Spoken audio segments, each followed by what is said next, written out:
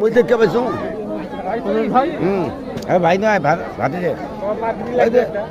এই সৌরভ কি করে মেলা তো পেয়েছিস মেলা মধ্যে কি জিলাপি খালো খাবেন হ্যাঁ এটা ভালো জিলাপি বিক্রি আছে না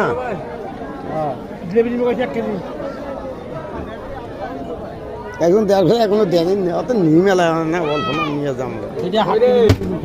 কত নিল 80 টাকা 80 আচ্ছা